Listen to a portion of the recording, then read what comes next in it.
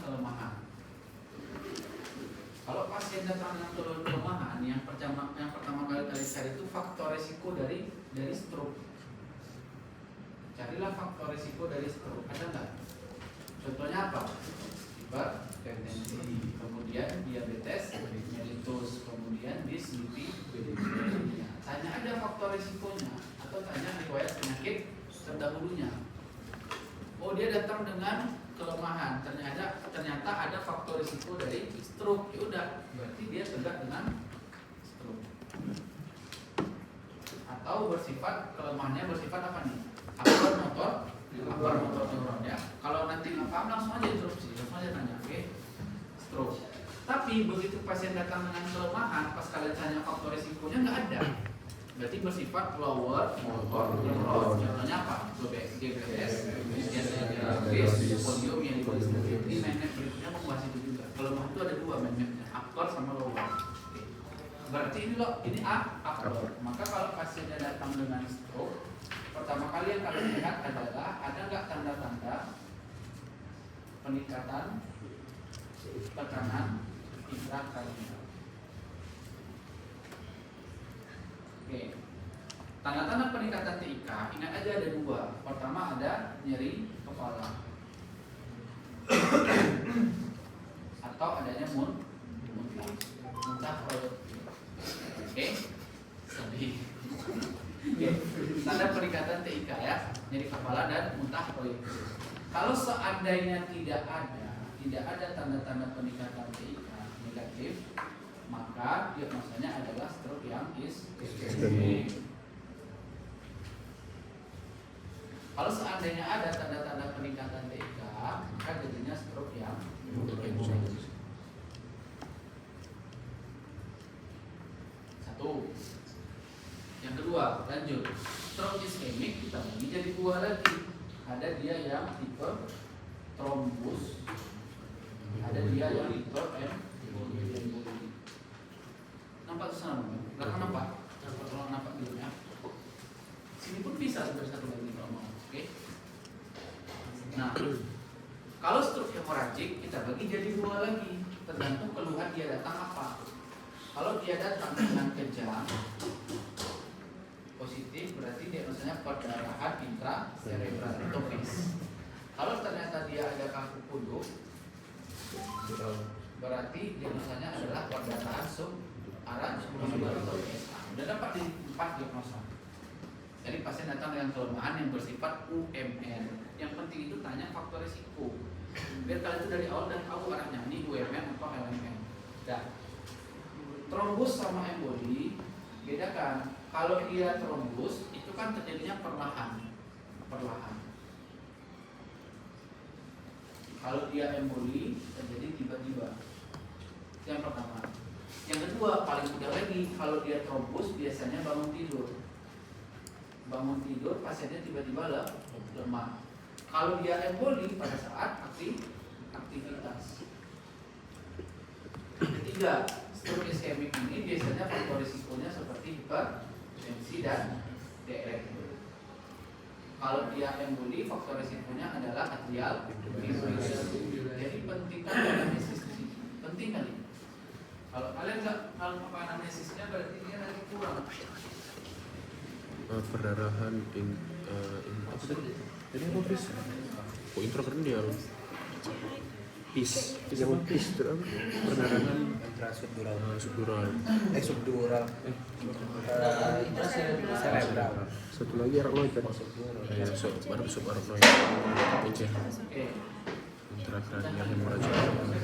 Nah, dapat ini sebenarnya kata kuncinya. Tanpa harus melakukan pempis, tanpa harus melakukan penunjang.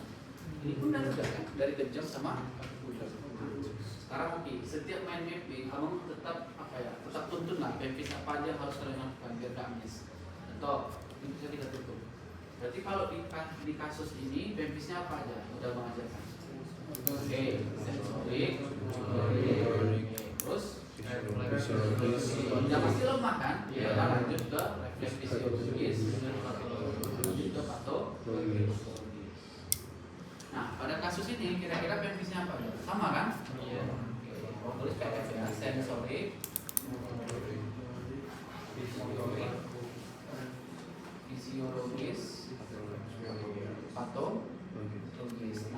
abangnya semua orang sama meninggalnya diperiksa. Aku kuduk aja. Oke. Jadi biar hemat waktu. Aku. Oke.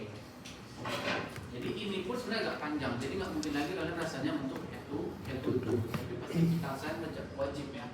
Nah, sekarang kita masuk ke penunjang. Kalau dia stroke simple, darah rutin sama CT scan yang non kontras. Jadi CT scan head atau kepala yang non kontras. Kalau dia yang iskemik maka gambarnya hitam, dijumpai gambaran hipodentis. Itu juga di sini kalau dia yang hemoragik minta darah rutin, kemudian minta CT scan kepala non kontras. Nah ini dia darah, kalau darah berarti warnanya putih. Oke, berarti dia lesinya hipodentis. Habis itu aja tanggung jawab kita. Nah, masuklah ke tata laksana. Tapi sebelum masuk ke tata laksana, kita diajarkan untuk diagnosa lengkap, ya kan? Oke, sekarang gini. Waktu di pertemuan pertama Abang udah ajarkan kalian semua kan. Kalau nilainya 0 berarti namanya plague. Nilai motoriknya 0 namanya plague. Berarti nggak bisa sama sekali. Kalau nilainya 1, 2, 3, 4 itu namanya paresis. Oke.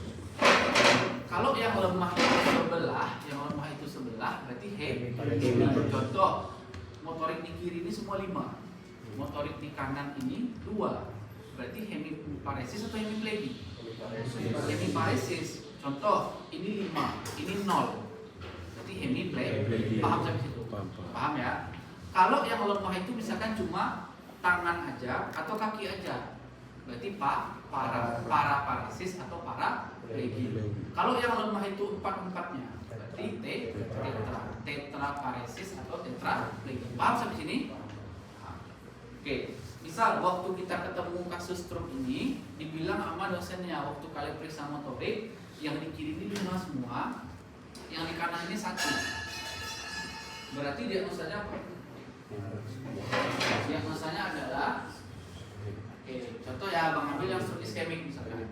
Berarti dia hemi, karena sebelah hemiparesis. Tipenya tipe apa? UMN atau LMN? UMN. Akut motor neuro. Et causa stroke iskemik tipe. Contoh ya, tipe trombus. Paresisnya perlu, kan kita cuma sebelah. Ya. Perlu pakai registrasi digital. Boleh. Hemiparesis dextra boleh. Kalau mau ya bisa tuh. Hemiparesis dextra misalnya. Tipe UMN, et causa stroke iskemik tipe trombus. Jadi rawan. Misal kalian udah tahu nih ini stroke iskemik tipe trombus. Misal udah tahu nya, cuma kalian cuma jawab itu aja, kurang nilainya. Pasti 1 jadinya nilainya. Jadi kalau mau lengkap harus kayak gini.